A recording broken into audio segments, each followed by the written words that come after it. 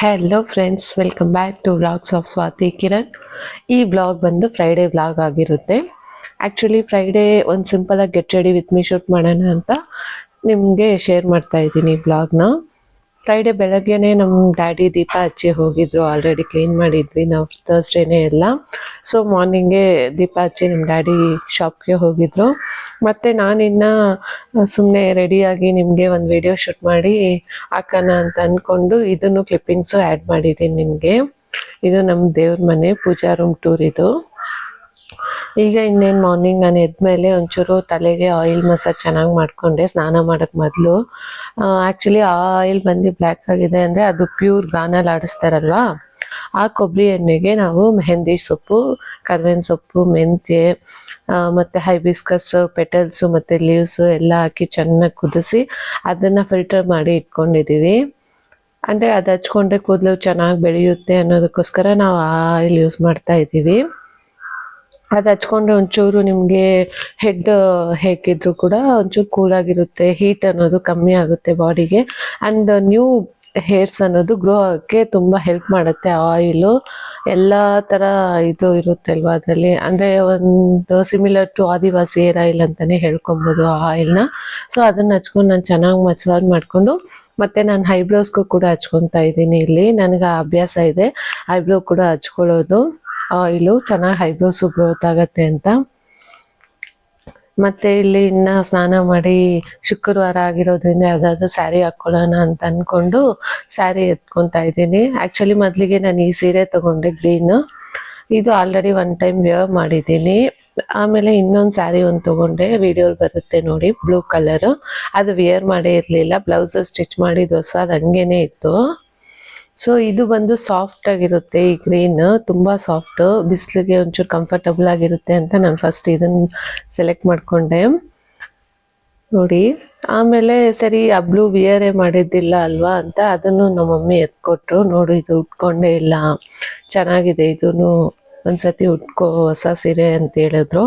ಸರಿ ಎರಡರಲ್ಲಿ ಯಾವುದಾದ್ರೂ ಒಂದು ಉಟ್ಕೊಳ್ಳೋಣ ಅಂತ ಹೇಳ್ಬಿಟ್ಟು ನಾನಿನ್ನು ಎತ್ತಿಟ್ಬಿಟ್ಟು ಫ್ರೆಶ್ ಅಪ್ ಆಗೋಕ್ಕೆ ಹೋದೆ. ಯಾಗೋ ಫ್ರೈಡೇ ನಾನು ಸ್ಯಾರಿ ಹಾಕ್ಕೊತಾ ಇದ್ದೀನಿ ಅಂದ್ಬಿಟ್ಟು ನನ್ನ ಸಿಸ್ಟರ್ ಕೂಡ ಸರಿ ನಾನು ಕೂಡ ಸ್ಯಾರಿ ಹಾಕ್ಕೋತೀನಿ ಅಂತ ಹೇಳ್ಬಿಟ್ಟು ಅವಳು ಒಂದು ಸ್ಯಾರಿ ವೇರ್ ಮಾಡ್ತಾ ಇದ್ಲು. ಅದು ಕೂಡ ನಾನು ಕ್ಲಿಪ್ಪಿಂಗ್ಸಲ್ಲಿ ಲಾಸ್ಟಲ್ಲಿ ಆ್ಯಡ್ ಮಾಡ್ತೀನಿ ನೋಡಿ. ಮತ್ತು ಈ ಬ್ಲೌಸು ನಾನು ಸಿಂಪಲಾಗೆ ಸ್ಟಿಚ್ ಮಾಡಿಸಿರೋದು, ಪ್ಲೈನ್ ಸ್ಯಾರಿ ಅದು ಡೈಲಿ ವೇರ್. ಸೊ ಬ್ಯಾಕ್ ಸಿಂಪಲಾಗಿಟ್ಟು ಶಾರ್ಟ್ ಸ್ಲೀವ್ ಇಟ್ಟು ಸ್ಟಿಚ್ ಮಾಡಿಸಿದ್ದೀನಿ. ಈಗ ಇಲ್ಲಿ ನಾನು ಕೂಡ ಇನ್ನೇನು ಫ್ರೆಶ್ ಅಪ್ ಆಗಿ ಬಂದೆ. ಆ್ಯಕ್ಚುಲಿ ಫ್ರೆಶ್ ಅಪ್ ಆಗಿ ಬಂದಿದ ತಕ್ಷಣ ಸ್ಯಾರಿ ಉಟ್ಕೊಳ್ಳೋದಕ್ಕೆ ಆಗೋದಿಲ್ಲ, ಹೇರೆಲ್ಲ ಒಂಚೂರು ಡ್ರೈ ಆದಮೇಲೆ ಉಟ್ಕೊಳ್ಳೋಕ್ಕಾಗೋದು. ಏಕೆಂದರೆ ಹೇರು ವೆಟ್ಟಿರುವಾಗ ಸ್ಯಾರಿ ಉಟ್ಕೊತಾ ಇದ್ರೂ ತುಂಬಾ ಸ್ಯಾರಿನೂ ವೆಟ್ಟಾಗುತ್ತೆ, ನಮಗೂ ಕೂಡ ಫುಲ್ಲು ಸೆಕೆ ಅನಿಸುತ್ತೆ ಅಲ್ವಾ. ಸೊ ನಾನು ಒಂಚೂರು ಹೇರ್ ಡ್ರೈ ಮಾಡಿಕೊಂಡು ಆಮೇಲೆ ಸ್ಯಾರಿ ಹಾಕ್ಕೊಳ್ಳೋಣ ಅಂತ ಹೇಳ್ಬಿಟ್ಟು ಹೇರ್ ಡ್ರೈ ಮಾಡ್ಕೊತಾ ಇದ್ದೀನಿ ಇಲ್ಲಿ.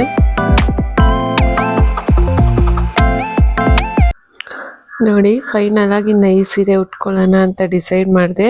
ಇದು ಹೊಸದು ಅಲ್ವಾ, ಒಂದು ಸತಿನೂ ಉಟ್ಟಿರಲಿಲ್ಲ, ಬ್ಲೌಸ್ ಸ್ಟಿಚ್ ಮಾಡಿ ಹಂಗೆ ಇತ್ತು. ಸೊ ವೇರ್ ಮಾಡೋಣ ಅಂತ ಅಂದ್ಕೊಂಡು ವೇರ್ ಮಾಡಿದ್ದೀನಿ. ಫಿಟ್ಟಿಂಗ್ ಎಲ್ಲ ಪರ್ಫೆಕ್ಟ್ ಇತ್ತು ಬ್ಲೌಸು ಕೂಡ. ಸೊ ಸ್ಯಾರಿ ವೇರ್ ಮಾಡಿಕೊಂಡು ಬಂದಿದ್ದೀನಿ. ಇನ್ನು ಹೇರ್ ಸ್ಟೈಲ್ ಮಾಡ್ಕೊಳ್ಳೋಣ ಅಂತ ತಲೆ ಬಚ್ಕೊತಿದ್ದೆ. ಅಷ್ಟರಲ್ಲಿ ನನ್ನ ಸಿಸ್ಟರು ಬಂದು ನನಗೂ ಚೂರು ತಲೆ ಬಾಚು ಅಂತ. ಸೊ ಅವಳಿಗೂ ಕೂಡ ಹೇರ್ ಸ್ಟೈಲ್ ಮಾಡಿಬಿಟ್ಟು ಇನ್ನು ನಾನು ಹೇರ್ ಸ್ಟೈಲ್ ಮಾಡಿಕೊಂಡೆ. ಅವಳಿಗೆ ಸಿಂಪಲ್ಲಾಗಿ ಹೇರ್ ಸ್ಟೈಲು, ನಾನು ಕೂಡ ಸಿಂಪಲಾಗಿ ಒಂದು ಕ್ಲಿಪ್ ಹಾಕ್ಕೊಂಡೆ ಅಷ್ಟೇ. ಓವರಾಗಿ ಏನು ಹೇರ್ ಸ್ಟೈಲ್ ಮಾಡ್ಕೊಂಡಿಲ್ಲ. ಆ್ಯಕ್ಚುಲಿ ಇದು ಸಿಂಪಲ್ ಮೇಕಪ್ ಲುಕ್ ಅಷ್ಟೇ. ಸಿಂಪಲ್ಲಾಗಿ ಒಂದು ಫ್ರೈಡೇ ಒಂದು ದೇವಸ್ಥಾನಕ್ಕೋ ಎಲ್ಲಾದರೂ ಆಚೆ ಹೋಗುವಾಗ ಸ್ಯಾರಿಗೆ ಒಂದು ಆಪ್ಟ್ ಆಗಿರುವಂಥ ಒಂದು ಹೇರ್ ಸ್ಟೈಲ್ ಅಷ್ಟೇ.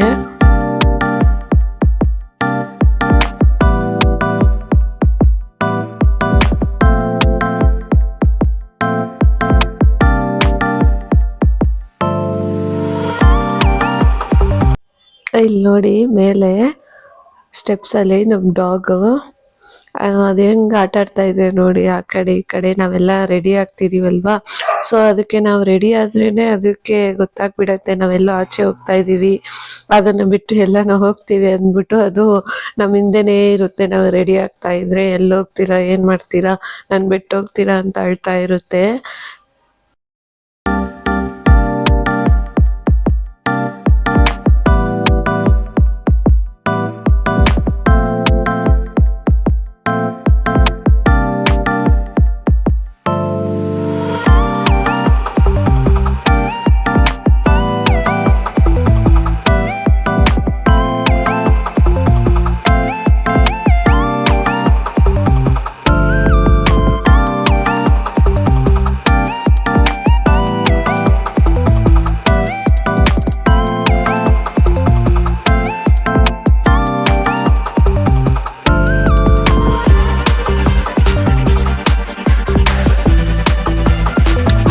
ಇಲ್ಲಿ ಇನ್ನೇನು ಹೇರ್ ಸ್ಟೈಲ್ ಕಂಪ್ಲೀಟೇ ಆಯಿತು.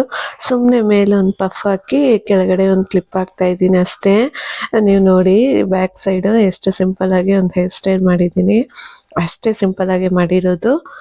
ಮತ್ತು ಇನ್ನು ಇಲ್ಲಿ ನಾನು ಕೂಡ ಸಿಂಪಲಾಗಿ ಕ್ಲಿಪ್ ಹಾಕ್ಕೊಂಡು ಇಯರಿಂಗ್ಸ್ ವೇರ್ ಮಾಡಿ ಸ್ಯಾರಿಗೆ ಮ್ಯಾಚಿಂಗು ಬಂದಿದ್ದೀನಿ. ಇನ್ನು ನನ್ನ ಸ್ಕಿನ್ ಕೇರ್ ರೊಟೀನ್ ನಿಮಗೆ ಗೊತ್ತಲ್ವ, ಆಲೋವೆರಾ ಜೆಲ್ ಹಚ್ಕೊಂಡು ಫಸ್ಟ್ ರೊಟೀನ್ ಸ್ಟಾರ್ಟ್ ಮಾಡ್ತೀನಿ. ಆ ಜೆಲ್ ಬಂದ್ಬಿಟ್ಟು ನಿಮ್ಮ ಸ್ಕಿನ್ಗೆ ನೀಟಾಗಿ ಅಬ್ಸರ್ವ್ ಆಗೋವರೆಗೂ ನೀವು ಮಸಾಜ್ ಮಾಡಿ ಚೆನ್ನಾಗಿ ಸ್ಕಿನ್ನಲ್ಲಿ ಅಬ್ಸರ್ವ್ ಆಗಬೇಕು.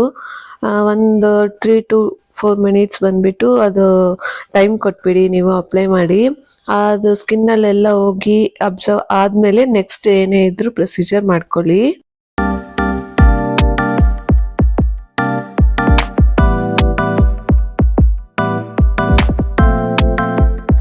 ಈಗ ನೋಡಿ 3 to 4 ಮಿನಿಟ್ಸ್ ಗ್ಯಾಪ್ ಕೊಟ್ಮೇಲೆ ನನ್ನ ಸ್ಕಿನ್ನಲ್ಲಿ ಆ ಜೆಲ್ ಅನ್ನೋ ಚೆನ್ನಾಗಿ ಅಬ್ಸರ್ವ್ ಆಗಿದೆ. ನೆಕ್ಸ್ಟ್ ನಾನು ಮ್ಯಾಕ್ ಫೌಂಡೇಶನ್ ಯೂಸ್ ಮಾಡ್ತಾ ಇದ್ದೀನಿ.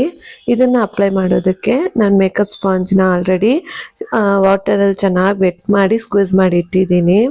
ಅದೇ ನೀವು ಮೇಕಪ್ ಸ್ಪಾಂಜು ವೆಟ್ ಮಾಡುವಾಗ ಅದು ಇರೋ ಸೈಜ್ಗಿಂತ ಡಬಲ್ ದ ಸೈಜ್ ಆಗುತ್ತೆ, ಅದೇ ಒಳ್ಳೆ ಮೇಕಪ್ ಸ್ಪಾಂಜು. ಸೊ ಆ ಥರ ಡಬಲ್ ಸೈಜ್ ಆದಮೇಲೆ ಆ ವಾಟರ್ ಎಲ್ಲ ಸ್ಕ್ವೀಸ್ ಮಾಡಿಬಿಟ್ಟು ಅಪ್ಲೈ ಮಾಡೋದಕ್ಕೆ ಅದನ್ನು ಯೂಸ್ ಮಾಡ್ಕೊಳ್ಳಿ, ನಿಮ್ಗೆ ಚೆನ್ನಾಗಿ ಬ್ಲೆಂಡ್ ಆಗುತ್ತೆ ಫೌಂಡೇಶನ್ ಅನ್ನೋದು. ಇಲ್ಲಿ ನಾನು ಕೂಡ ಆ ಥರ ಮಾಡಿ ಇಟ್ಕೊಂಡಿದ್ದೀನಿ ಸ್ಪಾಂಜು. ನೆಕ್ಸ್ಟು ನನ್ನ ಫೌಂಡೇಶನ್ನ ಚಿಕ್ಕ ಚಿಕ್ಕ ಡಾಟ್ಸ್ ಆಗಿ ಫೇಸೆಲ್ಲ ಇಟ್ಕೊಂಡು ಅದನ್ನು ಈಗ ಸ್ಪಾಂಜ್ ಯೂಸ್ ಮಾಡಿ ಬ್ಲೆಂಡ್ ಮಾಡ್ತಾ ಇದ್ದೀನಿ ನೀಟಾಗೆ. ಯಾವಾಗಲೂ ಫೌಂಡೇಶನ್ ಬಂದುಬಿಟ್ಟು ನೀವು ನೀಟಾಗಿ ಬ್ಲೆಂಡ್ ಮಾಡ್ಕೊಬೇಕು, ಟ್ಯಾಪ್ ಮಾಡಬೇಕು. ಹಾಕಿ ಅಂದರೆ ಉಜ್ಜಬಾರ್ದು, ಏನಂತಾರೆ ಅದು ಉಜ್ಜಬಾರ್ದು, ಒಂಥರ ಟ್ಯಾಪ್ ಪ್ರೆಸ್ ಆ್ಯಂಡ್ ಇದು ಮಾಡೋ ಥರ ಮಾಡ್ಕೊಬೇಕು ನೀವು. ಆಗ ನಿಮ್ಮ ಸ್ಕಿನ್ಗೆ ಅದು ಒಂಥರ ಪ್ಯಾಚಿ ಅನ್ನೋದು ಕಾಣಿಸಲ್ಲ, ಚೆನ್ನಾಗಿ ಕಾಣುತ್ತೆ ಅವಾಗ ಫೌಂಡೇಶನ್ನು.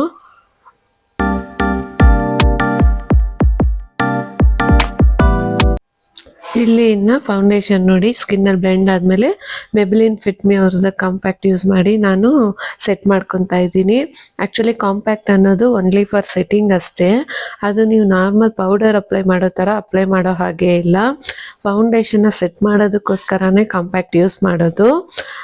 ಅದಕ್ಕೆ ನಾನು ಸುಮ್ಮನೆ ಡಸ್ಟ್ ಮಾಡ್ಕೊತಾ ಇದ್ದೀನಿ ಒಂದು ಮೇಕಪ್ ಬ್ರಷ್ ಯೂಸ್ ಮಾಡಿ. ಎಕ್ಸ್ಟ್ರಾ ಫೌಂಡೇಶನ್ ಇದ್ರೂ ಕೂಡ ಅದನ್ನು ಕೂಡ ರಿಮೂವ್ ಮಾಡಿಕೊಂಡು ಡಸ್ಟಿಂಗ್ ಮಾಡ್ಕೊತಾ ಇದ್ದೀನಿ ಸ್ಕಿನ್ನಲ್ಲಿ ಅಷ್ಟೇ.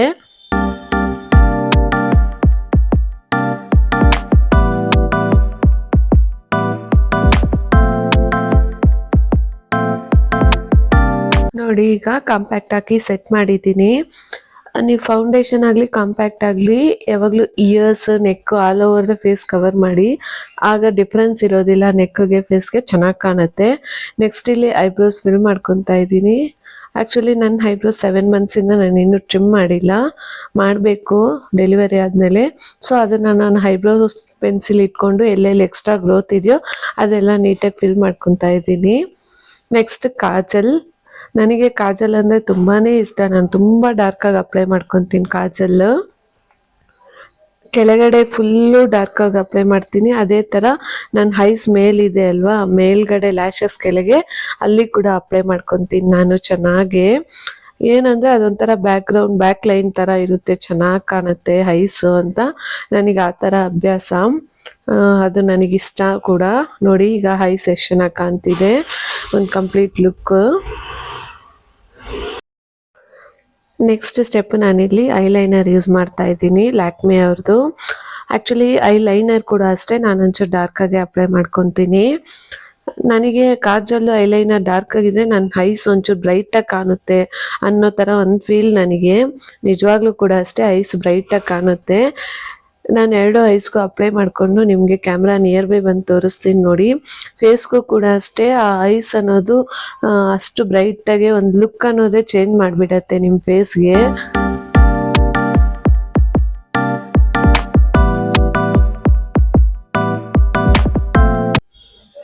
ಈಗ ನೋಡಿ ಐಸು ಎಷ್ಟು ಬ್ರೈಟ್ ಆಗಿದೆ, ಫೇಸಲ್ಲೇ ಒಂದು ಗ್ಲೋ ಬಂದಿದೆ ನೋಡಿ. ಸೊ ಇನ್ನು ನೆಕ್ಸ್ಟ್ ಬಂದು ನಾನು ಲ್ಯಾಶಸ್ಗೆ ಮಸ್ಕರ ಹಾಕಿ ಫಿಲ್ ಮಾಡಿಕೊಂಡು ಲ್ಯಾಶಸ್ನು ಕಂಪ್ಲೀಟ್ ಮಾಡ್ತಾ ಇದ್ದೀನಿ.